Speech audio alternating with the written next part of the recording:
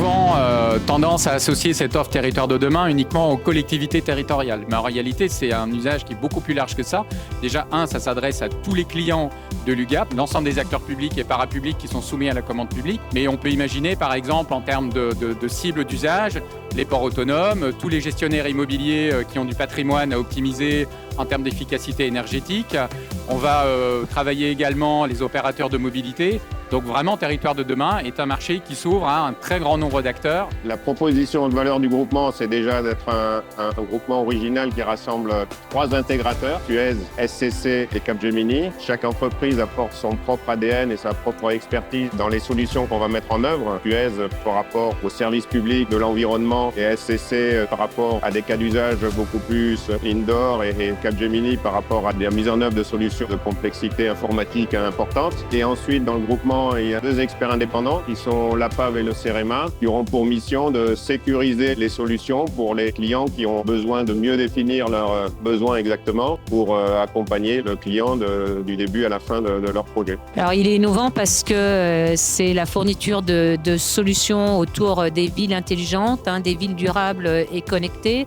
C'est décliné sur 4 grands piliers. Tous les gestionnaires immobiliers qui ont du patrimoine à optimiser en termes d'efficacité énergétique. La transition environnementale, la mobilité durable, la prévention et la gestion des risques et la gouvernance des territoires à travers des plateformes de collecte, d'analyse et de restitution des données territoriales. Alors, cette nouvelle offre UGAP prend en considération la diversité des territoires, quelle que soit la taille de la collectivité, sa maturité sur la technologie, son contexte économique ou géographique. À travers cette offre, on a aussi une contribution sur l'insertion sociale, donc l'emploi de collaborateurs éloignés de l'emploi ou en situation de handicap. On a déjà une 40aine de sous-traitants qui ont intégré le marché et qui proposent leurs solutions innovantes effectivement sur l'ensemble des cas d'usage. Et puis effectivement, on a en plus une dynamique, on va dire, de veille technologique constante avec les réseaux. Donc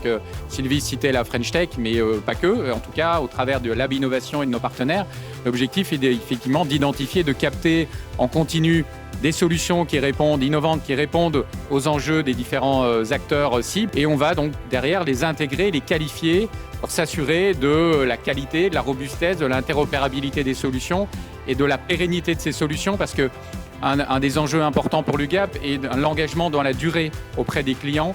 Et donc, effectivement, on doit s'assurer qu'on n'est pas face à des solutions qui vont être rapidement obsolescentes.